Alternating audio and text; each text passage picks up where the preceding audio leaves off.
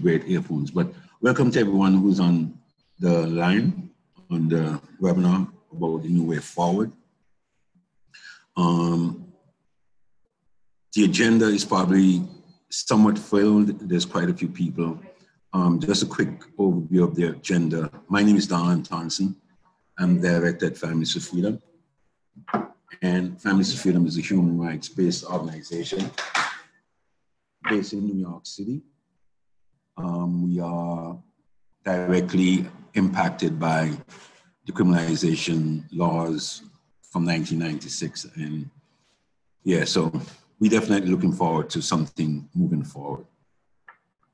The agenda itself is we'll look at the current climate, political climate in the country regarding immigration, as well as an overview of the new way forward, the plans that we hope will get enacted. We'll also have other folks speaking about ending the local and federal entanglement of the intersection of criminalization, the criminal justice system and immigration system. We also look at decriminalizing the issues around migration and decriminalizing that, and hope we find ways of shifting the narrative that is current at these times. And also at the end of it, some action items, what you can do, reach out to your elected officials, and also we'll leave a space for questions and answers. On this webinar, excuse me, beside myself, there will be Pramita Shah from Just Futures Law, Kat Baole, an organizing director at SIAC Village, Myra Stefania, an organizer with Comunidad Colectiva, Jacinta Gonzalez, senior campaign organizer at Mi Gente, John Rodney, narrative strategy director at Immigrants Defense Project, IDP, Alejandra Pablos, an immigrant and reproductive rights community organizers. And definitely it is packed, and at the end of this, for sure, we will have questions and answers. So yeah, the political climate that we find ourselves in right now, it is indeed a kind of crazy time. With all the things that are happening, the current situation, we have an administration that is really hyped up about criminalizing migrants. It is somewhat, how would I say? It is somewhat dreadful the way how things are. The current political climate places immigration in its usual precarious position. The country is preparing for an election, and as usual, immigrants, especially those who have had contact with the criminal justice system, are bracing for the scapegoating and modifying our lives. That seems to be the norm for the political parties, because as usual, anytime there's an election going on, it's way, way easy to jump on non-US citizens, the immigrants, and in particular those with criminal convictions, you know, and the narrative usually turns out to be good immigrants, the bad immigrant. As we seek a new way forward, it also means that we need to look at how we got here to where we are at, and what is the root, or what is at the root of our problems. As we know, problems have a history, and the more recent history in immigration has seen problems arising from the administrative branch, vindictive exclusion and expulsive policies, and the judicial branch, multiple disappointing decisions, such as the PREA, Nielsen versus PREA. Those decisions came down hard upon us in regards to prolonged detention. We know for sure, I'm sure many of you know, the most prosecuted federal offenses regards entry and re-entry, better known as a 1325 and 1326. Illegal entry and illegal re-entry combined, they're the most federally prosecuted offenses, which means that we are creating more people with criminal convictions within the immigration system, which makes it even harder for us to get to where a reasonable and sensible immigration policy. the new way forward that we're talking about hopefully can be found through the legislative branch. We just discussed briefly administrative policies, not only from this current administration, but past administration, and judicial branch, in particular the Supreme Court. And when we speak about Nielsen versus PREAP, one of the words that we have been hearing here at Families for Freedom is that the opinions of Judge Alito basically lay down a minefield that is going to make it almost impossible for any cases to get up to the Supreme Court as easy as it was before. So some of the things that we were pointing out in terms of current landscape is those judicial decisions, and also the multiple executive orders and proclamation that the current administration has put out. The more recent one, even though it got turned back, is a public charge. My understanding that that will be also challenged, and the health insurance requirements that the government hopefully kick in at some point next month. That being said, going back to what we said about history has a problem, is that these problems come from one main thing, and those are the 1996 laws, IRA and ADEPA. And I will segue, and hopefully Parameter can take that part of the history part. Ms. Parameter online? Yeah, absolutely. So I think Donald laid out a really good framework for talking about the problems that are before us today.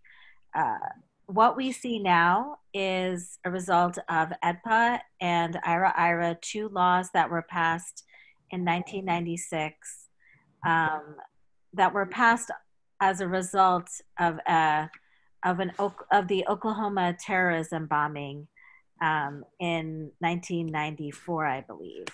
And so as a result of that bombing, what Congress decided to do was to pass laws actually that increased and expanded and actually created a whole set of laws that were very brutal to immigrants. And so when we got those laws, there were a number of individuals in the Senate and Congress who said these laws actually overreached what they intended, but they have been on the books for decades. And the 1996 laws are really the cornerstone, have built a massive deportation and detention machine, and have led to major changes across the country. I'm going to back up to where I was before. Oh, okay, there you go. So the 1996 laws did a few things. They created, again, mandatory detention. They created automatic deportations. They took away the rights of judges to make decisions in cases, because what they said is they created a whole class of offenses that said once you fall within this class, once you commit a crime that falls within this class, we're going to automatically take away your right to apply for any kind of immigration relief. And that goes everything from asylum to cancellation of removal to applying for refugee benefits. There's so many things that were taken away as a result of that. It massively expanded the grounds of deportation and changed, really, I think, took sentences in the criminal justice system that were designed to either change outcomes, like in get diversion, to be dismissed, to get probation. And what they did is, or not probation, rather, like other kinds of diversions. And what happened as a result of that, those sentences became convictions under immigration law. And so what we have is, a bunch of reforms that were happening in the criminal justice system that it said, we'll treat these kinds of dispositions as not being convictions under criminal law, but we're going to turn them into convictions under immigration law.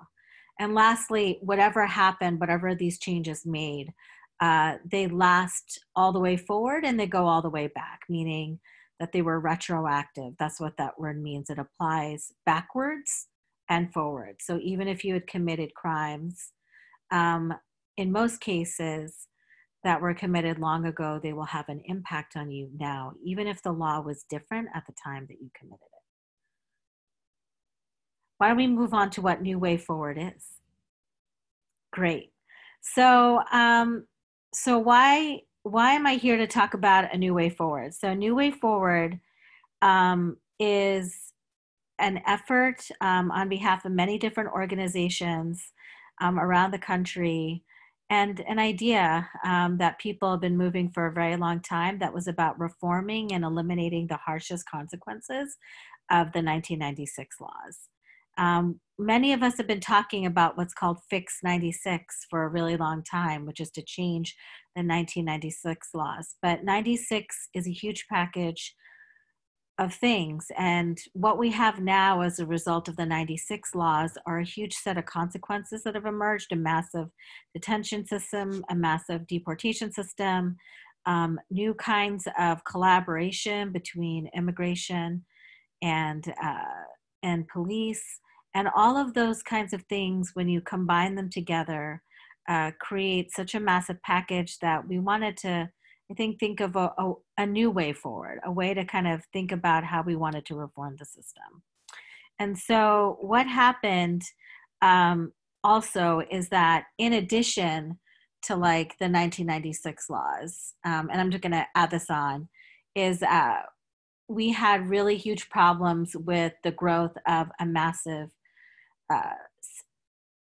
crisis in our federal prison system as a result of federal criminal laws, primarily illegal entry laws, which criminalize the way people come in, and illegal reentry laws, which criminalize the way that people come in, are deported, and then come back in again. So, and what those sentences did is that they were very severe. Some of them go up to 20 years. And they are kind of the reason not only why we have very high populations of non-citizens in our prisons at this point, but they are also really the reason why we have family separation. 1325 and 1326 are the reasons why we have family separation today, because they are the ways that family gets separated when they go through the criminal process in the United States when we have these laws. So moving on, we have the New Way Forward, and New Way Forward is going to do a lot of things. First, it's going to amend the Immigration and Nationality Act, and what that means is that most of everything that I've talked about is about laws that are under the Immigration and Nationality Act, and most of what we're talking about here today is about amending those laws.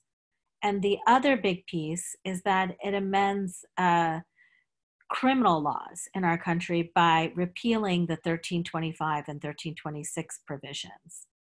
And the reason why we think all of these things are important is because by criminalizing migration and through the 1996 laws, we really have a package of laws that have made immigration a cornerstone of our carceral system. And we're really concerned about upending that. So what does it actually do? First, it eliminates mandatory detention. And this provision in the bill is in large part looks like another bill that's out there called dignity.detention. And the way it does that is it changes the way people are classified as being subject to mandatory detention. And it also changes the way that people are arrested under our immigration laws.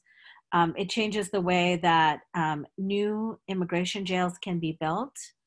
And it also talks about what does it mean to have alternatives to detention. And it really tries to downplay the focus on ankle monitors and things like that.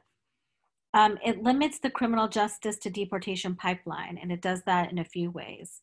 It changes the way we look at aggravated felonies, which is a section in our immigration law. And aggravated felony under our immigration laws are not aggravated, not felonies, is just a definition in our immigration laws. And what it does is it creates a new 5-year limit on these aggravated felony laws, so that you have to be sentenced to 5 years in jail before that aggravated felony provision kicks in. It takes away many of the controlled, the moral turpitude crimes, which you see here as, might have heard of a CIMT. We have a number of those provisions. They cover everything from theft to assault to different types of stealing. And those kinds of offenses are also a trigger to deportation. It removes many, many of those grounds. It changes the way that we define conviction under immigration law. And it also removes bars to cancellation and puts together new waivers for how people can apply for relief under the laws. And those are all good ways to start thinking through how we limit the criminal justice to deportation pipeline. It creates a new way to think about when can the government start deportation, by creating a statute of limitations. And so it sets limits about how many years does the government get to decide when they start deportation. And we've set limits on that in the bill. So they can't always start deportation when they want. They actually have to fall within a statute of limitations. It ends 287G as we know it, which is a statute, a law under the Immigration and Nationality Act that really combines immigration and police to have a deportation police force that is part police and part immigration agent. That's been around for a long time, and it's going to get rid of that. It takes away, it repeals this really core part of our criminal justice system, but also our immigration system. It repeals 1325 and 1326, two sections of the law that are really impactful. And then it also establishes a right to return. And the right to return is something under this bill that is really great. It allows people who were deported under the 1996 laws to come back. So those are the ways that we are thinking about the new way forward. And we're really excited because we believe that Representative Chewy from Illinois will lead the bill.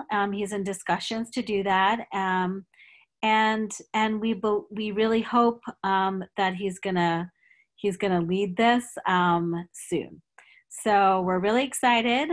We think there's interest in this bill from lots of different people, and we're seeing some momentum.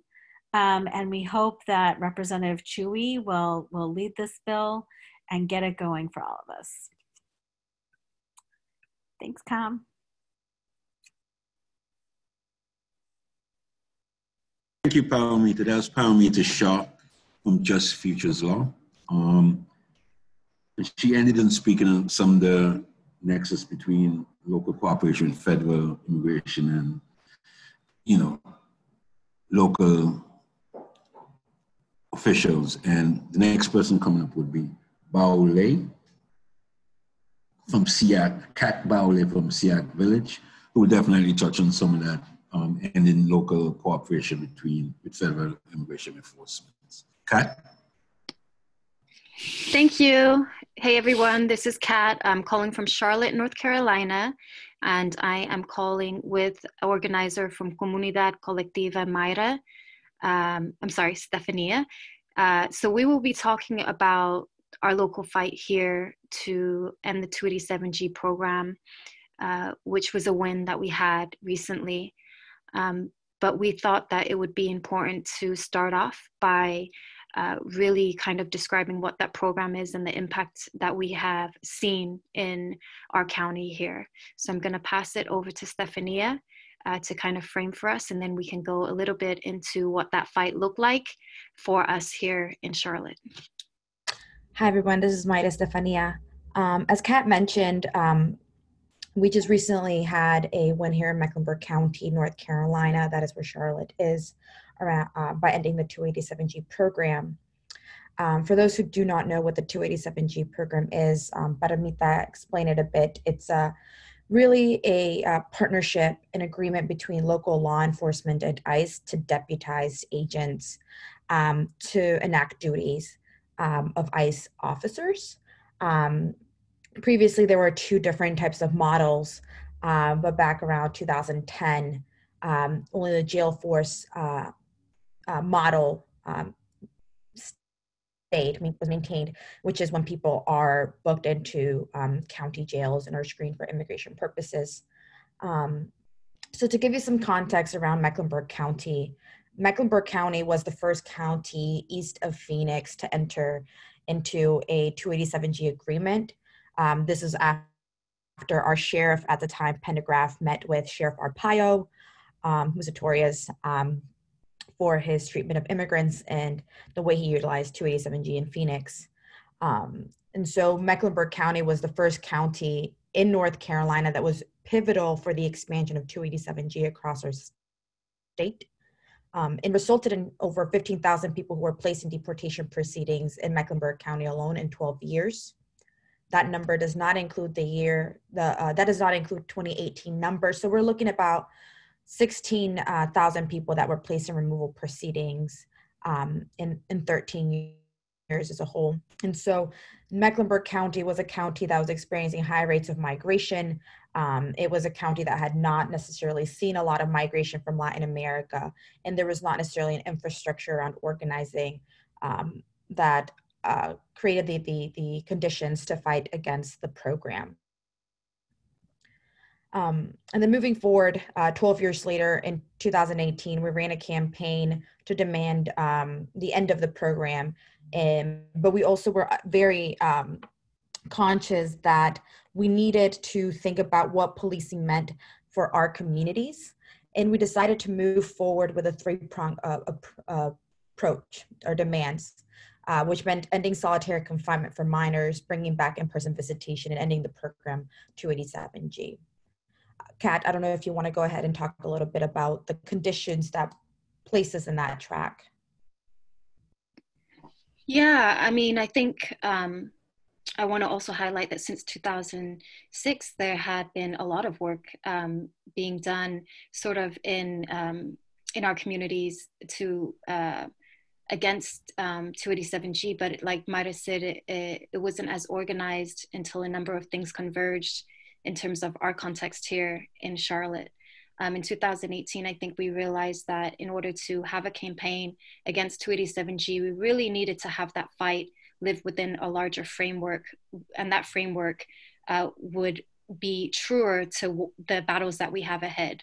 So the framework against mass incarceration, that framework against basically the way that the police were interacting in our communities. So the 287G fight was not an isolated fight. It was part of our larger fight against criminalization that we were seeing by the police, by ICE, a lot of things that were happening in Charlotte. So I think that's the important thing to note. I think that because of that, we were able to build relationships with a lot of different organizers that kept showing up for the same fights. You know, we were building relationships with organizers that were fighting police brutality. And with the death of Jonathan Ferrell and Keith Lamont Scott in Charlotte, we had an uprising. And the same organizers that showed up for that showed up a few months after the uprising when Josue Javier Diaz was also shot by the police here in Charlotte. The same folks that showed up for that showed up when a young person was picked up by ICE at the bus stop. The same folks who showed up for that showed up at our direct actions where we shut down city council, or we took over the streets in Charlotte with 8,000 people protesting 287G. So our approach to specifically fighting 287G has always been in relation with who our community is. And I think through the relationships that we've built with each other, we've also, in a real tangible way and not in a theoretical way, been able to see more clearly the harms that our individual communities face and our collective communities face. And oftentimes that highlighted where the harm was coming from. at least locally, whether it be the mayor's office or the sheriff's office or the police chief. All of those things became highlighted for us so that the fight for 287G was a loose multiracial coalition of organizers, oftentimes that did not live in any organization. These were collectives at the time. But we picked up different pieces depending on what opportunities came up for us to really move this issue forward. But I think a lot of people ask us to talk about what had happened here. I think the campaign was a accumulation of years of organizers or families, some of which are no longer with us in Charlotte, that had been trying their best to highlight this issue. And when we really sat down and strategized, we knew that this issue needed to live within a bigger framework, but we also needed a direct action component. We needed an accountability campaign. We needed to write support letters. So I kind of wanted to share that as sort of the thinking and the team behind 287G ending in Mecklenburg. Maida, do you want to add anything? Yes. So one of the things that is really important, I think this is what the New Way Forward really highlights, is the importance of really looking at not only the local collaboration, ending local collaboration, but also collaboration that also impacts communities like Mecklenburg County who get rid of programs like 287G. So after ending 287G and after the campaign, it was done through an electoral strategy in 2018 that was decided through a Democratic primary. We were able to host, like Kat mentioned, a lot of accountability sessions with now Sheriff McFadden around not only ending 287G, but also making sure that there was an end to the ICE rider on the Intergovernmental Service Agreement that practically allowed Mecklenburg County Jail to be a mini detention center. We demanded that not only should there be an end to 287G, but there should be an actual policy that would not allow detainers to be honored, so ICE couldn't come through the back door and continue to get folks. And so what I think it's really important about this and this proposal is that it looks at the different factors, right, that could affect community members, because we have to understand that ICE also operates kind of like an animal that rebuilds itself after it's destroyed. And so looking at the various factors as well. And I don't know if you can go to the next slide. This is a beautiful picture we want to show you all of our coalition. It was very broad. We had many partners. And to this day, we are working around still continuing accountability, not only with our sheriff, but with ICE itself, and really fighting back against retaliation. And I just want to take a minute and just highlight what that is. Really right now, what we are, and this will be talked about further on during this conversation, but really looking at the retaliation that we're seeing is very much an increase in on the ground enforcement. We're seeing more of an execution of 1325 and 1326 locally through more people who are being federally prosecuted. And also further collaboration between and communication with ICE and state legislatures to force relationships with ICE. Kat, I don't know if you have anything else that you'd like to add. No, thanks, Maida. That's great. Well, thank you, Kat and Maida. Maida from Comunidad Colectiva and Kat Bole from SEAC Village. Just looking at the flow, you know, someone had asked what does the new way forward look like, and Paramita laid out like a step-by-step way of some of the things that the bill is looking at.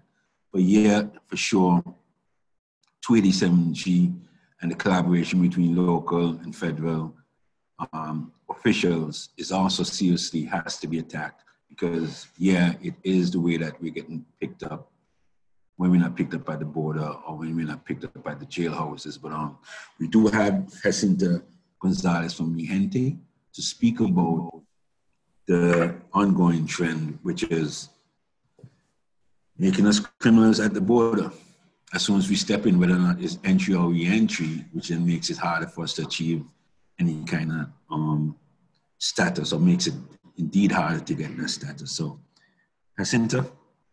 Thank you so much, Donald, and really, really excited to be here with so many amazing organizers and advocates in this long, very hard fight that we've been on.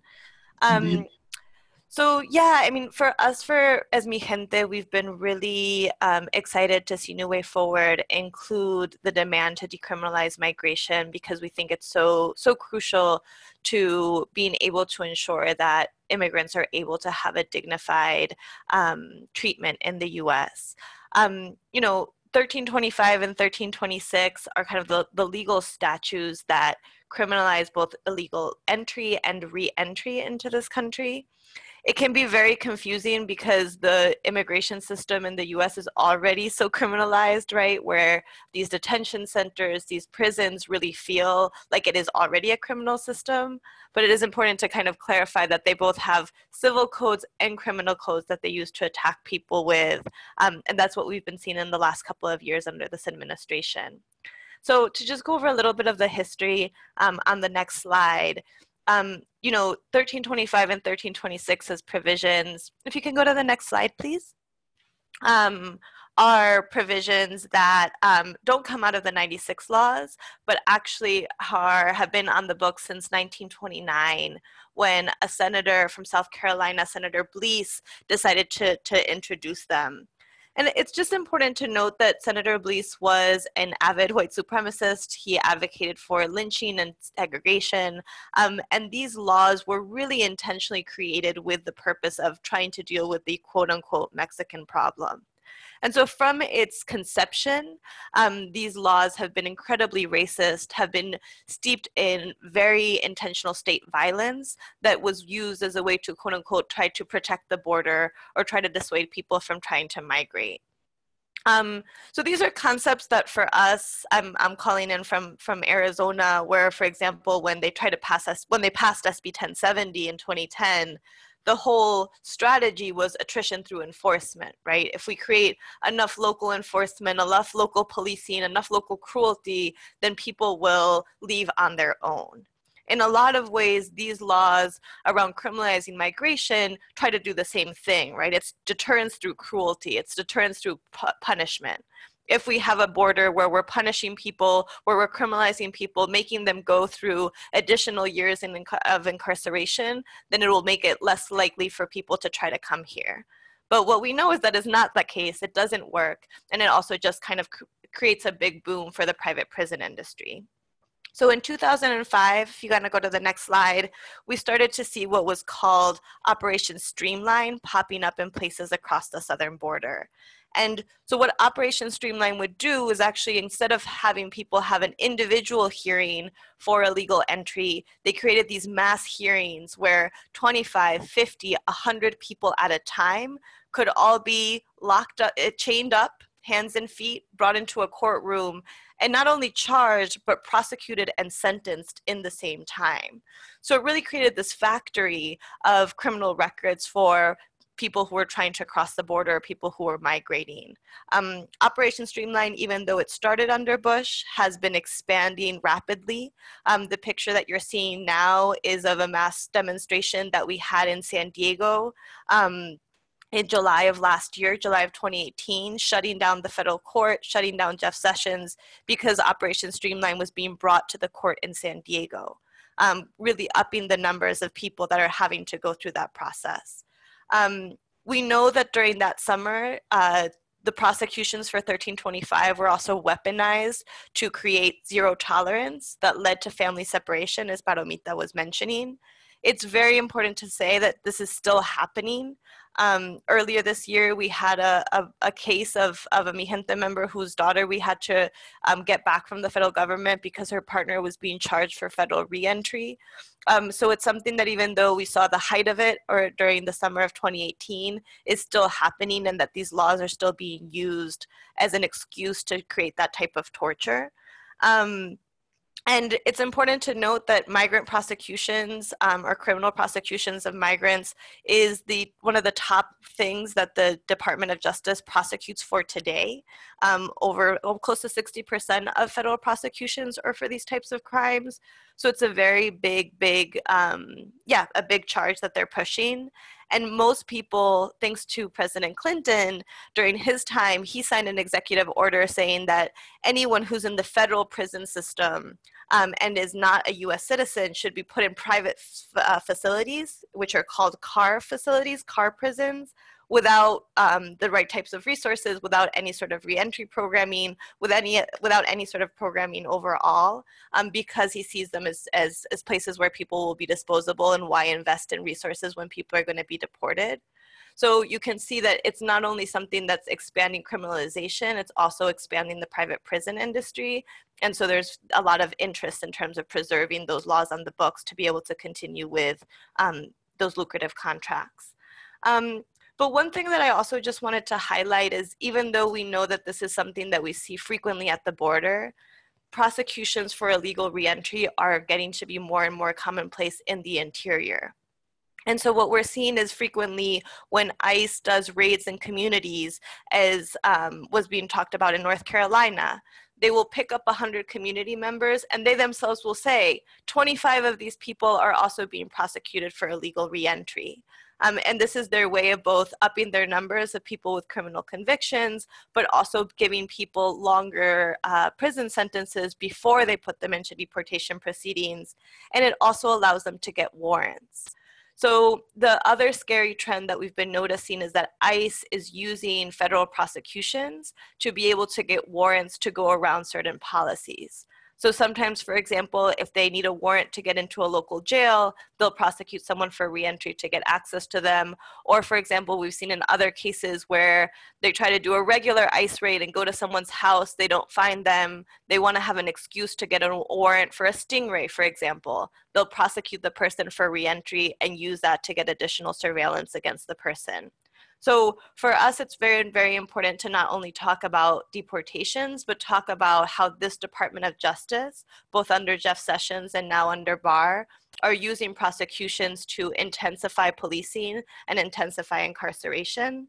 It's been really exciting to see presidential candidates take up this demand and bring it up to the forefront. So notably, Julian Castro has been mentioning it in some of the Democratic debates, and many of the candidates, including Warren and Sanders, have also supported the demand. And so we think that this is the perfect moment to be introducing this type of legislation, because we have both the momentum, but also, you know, sort of the history of torture that's come out under this administration proves the case for why these laws should no longer be on the books. And we think that it's really exciting to have this be part of the general framework of what we're pushing for in our vision for a new immigration system that does not include criminalizing migration. Thank you. Well, thank you, Jacinta. And I do hope you stay on for the question and answer stuff, because if you're still there, would it be possible for you to define what a CAR is and how many they are? Because, you know, you're moving pretty fast there, but if not, you can wait until the end of the presentation if need be. Sure. I mean, I'm happy to try to, I think there's about, I want to say there's 7 or 9 CAR facilities, but I can kind of look into that and get you the right numbers by the end of the conversation for the questions and answers. Excellent. And what was hinted in Jacinta's presentation, again, Jacinta from Mi Gente, was shifting the narrative and shifting how we speak about immigration and the criminalization of migration, and also many of the things that are going on right now. And we do have John, excuse me, John Rodney from IDP. He's also with a collective, Comrades, but please correct me if I'm wrong. But John, could you jump in? Yes, thank you so much. Good morning, good afternoon, everyone. Thanks to all my co-presenters for so much wisdom and struggle and fire.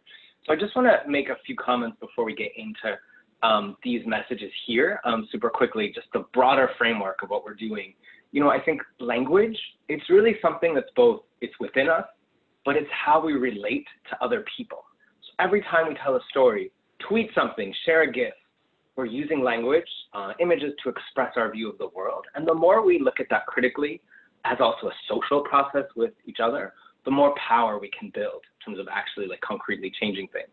So we want to look at the characters, the setting, the conflict in a story. What are we fighting for? Who are the audiences we need to win as we're building our strategy? And then what messages and activities lift up our values, frame the problem and solution, and address concerns on our terms.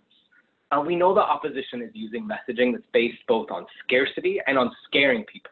The example we just heard, 25 people are being prosecuted for insert something that sounds bad. But we know, as we heard from North Carolina, there's a huge opposition to mass incarceration and racial profiling, opposition to corporations profiting off of caging folks, and support for including folks rather than deportation. So we can build on all of that. And so much incredible work happening on the ground. So to jump into these key messages that you're looking at here, again, these were developed with the Comrades Network, which is a collaborative of communicators who are working to challenge the criminalization of immigrants across the country. They are a living document. They will evolve. They could even evolve on this call if you have ideas. And as we use them, let's see what works. But in the first one, just to highlight, we're really lifting up our core values and immigrants as part of us. Language, like everyone, including, can help kind of battle that kind of otherness that is pushed, and appealing to the sense of the historical moment. And as you can see in that subpoint, really humanizing people who have endured mass incarceration as part of us. Then we're really getting into the problem in that second one, how it goes against our values, and who is responsible. Big corporations, Trump, but not only Trump.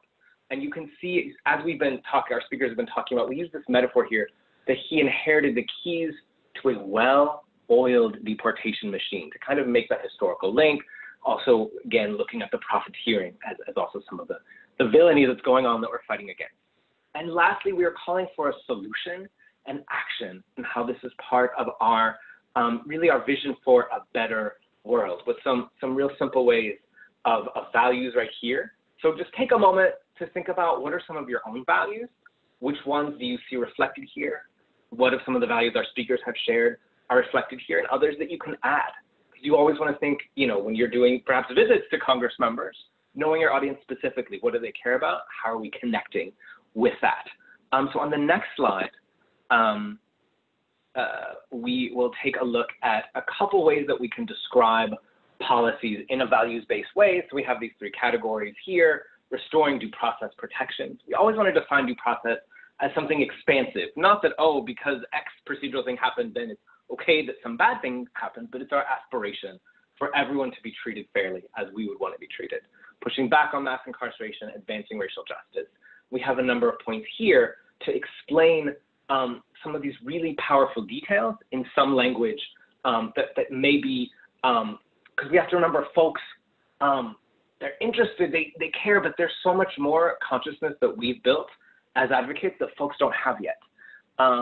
So here are some ways that we can kind of talk about that, that people may be able to relate to. Creating a process for people previously ordered deported to apply for the opportunity to come home. If someone sees an immigration judge, that judge should have the power to look at the individual circumstances of someone's life and ensure they remain in the US. Et cetera. So these are just a couple examples. We'll keep fleshing it out as we go. You know, but how can we really talk about these provisions that are so important and have a lot of complexity to them in ways that are accessible? Again, very much a living document that we can continue to build on. So maybe try out one of these descriptions, see, does it land, does it not land with someone? And then next, I want to move on to kind of talking about some things that we want to start moving away from. And so there's a book by this big linguist, George Lakoff, says, don't think of an elephant. So if we tell Maggie Simpson here, don't think of an elephant, what's going to happen? She will think of this elephant here that she's chasing.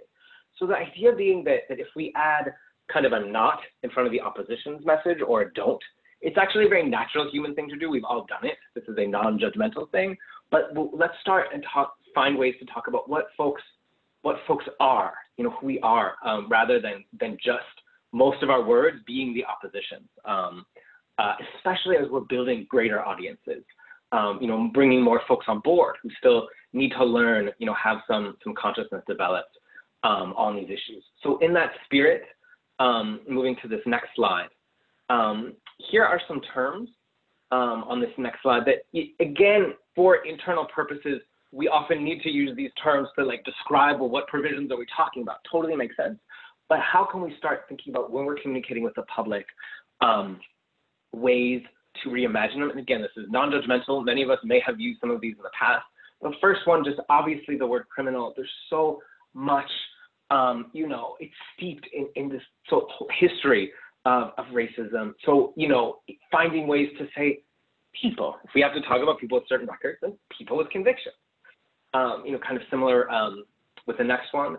And again, a lot of folks have talked about that we don't want this good versus bad immigrant divide. So instead of saying, let's protect people with low level convictions and creating those divisions within a whole system of mass incarceration where there are obstacles to equal justice and racial profiling are so great, protecting due process for everyone.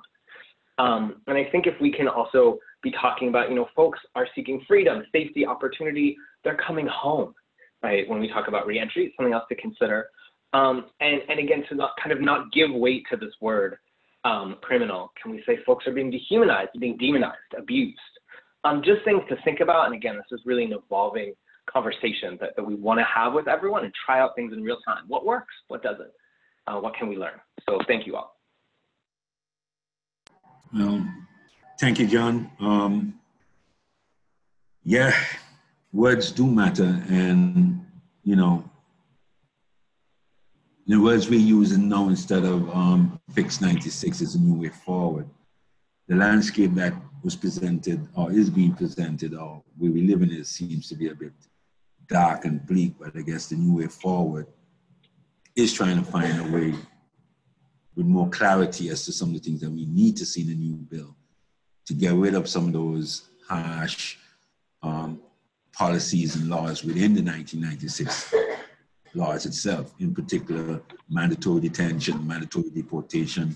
I seem to touch on the whole issue of criminalizing entry and re-entry, and it's not a new thing, so it's been a long thing. So the new things, the new words, the new narratives. And again, thank you, John.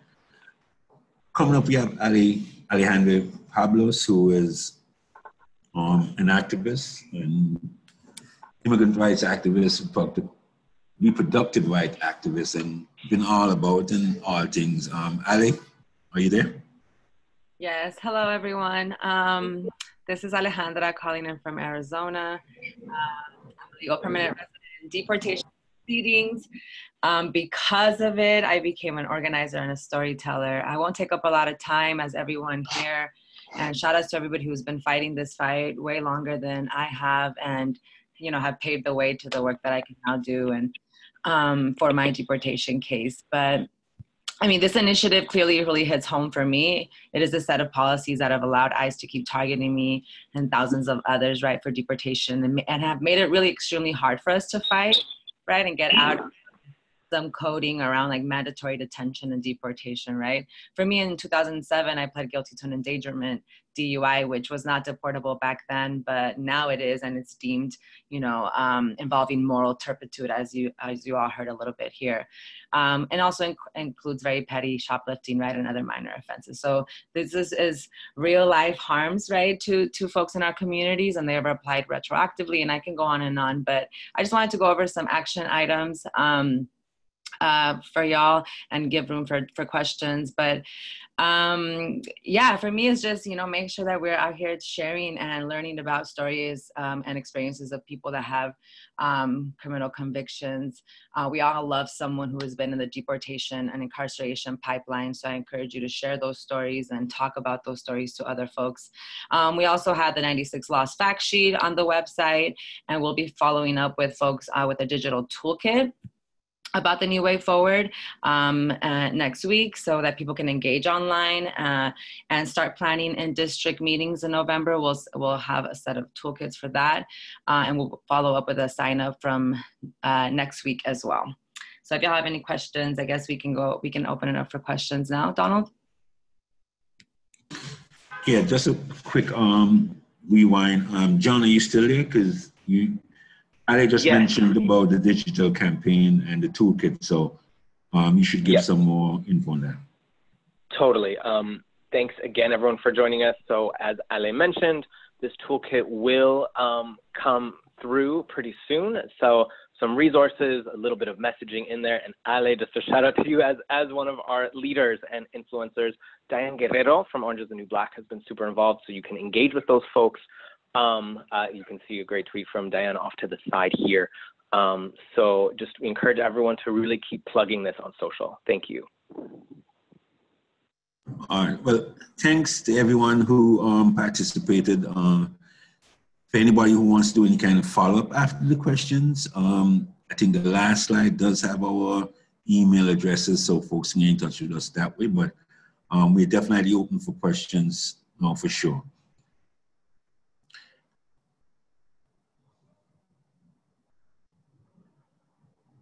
Any questions, anyone? I would definitely start with Jacinta again in regards to the CARs, and also give a bit more broader definition of them. Sure, and I don't have the exact numbers. I've been trying to get some of them, Donald, but it seems like some are opening and closing, and so there's some kind of discrepancies there. But like a lot of the CAR facilities so far that we've heard, they are federal prisons. Again, they are usually private prisons, and many times have folks that are serving time for immigration prosecutions or also for drug convictions. So a lot of times these facilities don't have medical resources. There's been a lot of really great reporting, and can put some links in the chat for some articles for people to read up on them. Yeah, just in terms of people getting subpar medical care, not having any sort of skill building, and kind of continuing to worsen conditions inside. Okay, cool. Someone had asked what the CAR stands for, and someone else can correct me, but it's Criminal Alien Requirements. Yes, that's my understanding. Yeah. And also more questions here. Can we get a copy of the recording along with the PowerPoint? Both have been really informative. I'd leave that for the tech guys. Cam? Yes, we will be sending out a folder with some materials, including the recording of the webinar and the PowerPoint for the webinar as well.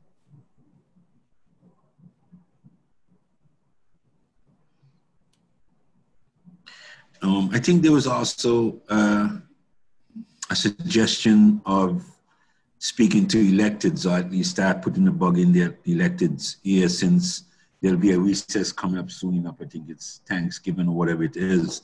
Is that still on?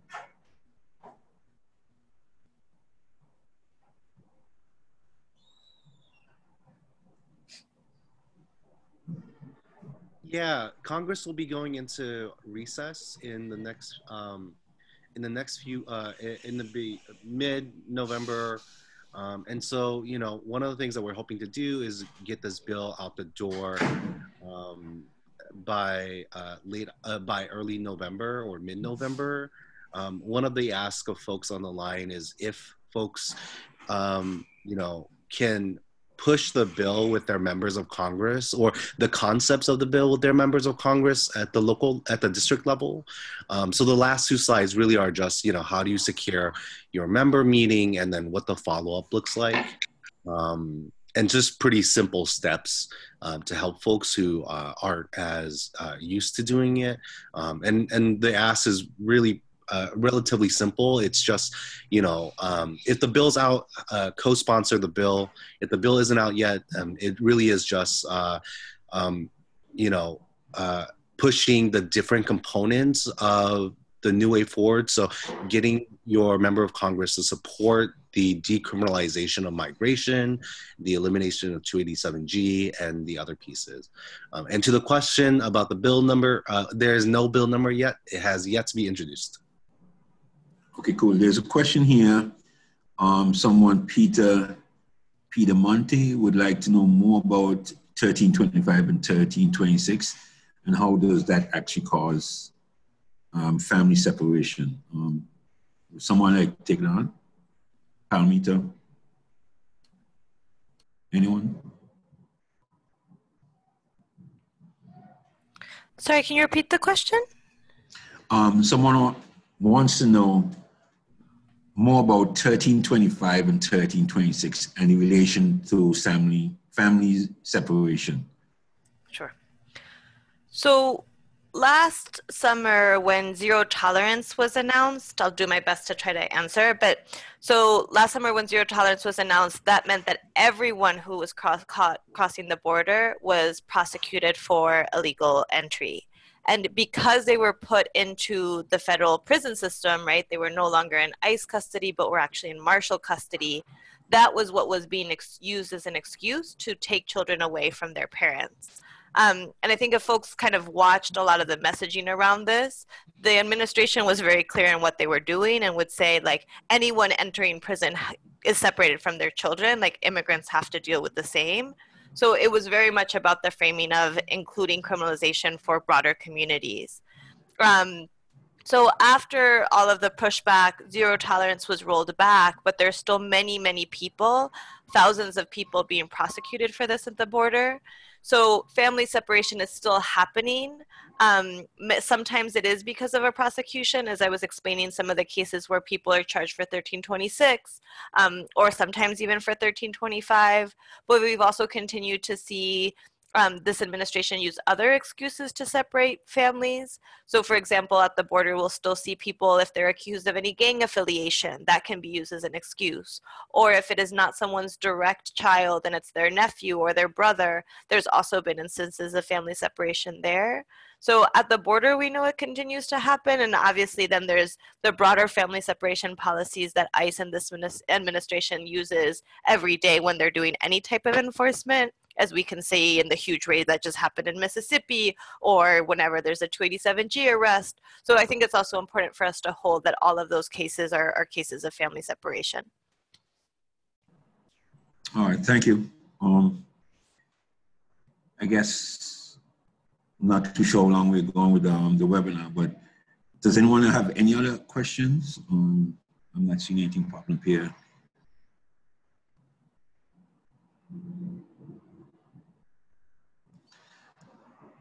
Well, yeah. Well, if there's nothing else, no one else has anything to say, don't forget, contact numbers are at the end of the PowerPoint, and the moderators will be sending out, again, the PowerPoint itself and also a packet with information about the new way forward. But again, please pay attention to what is going on. The new way forward is not been introduced yet.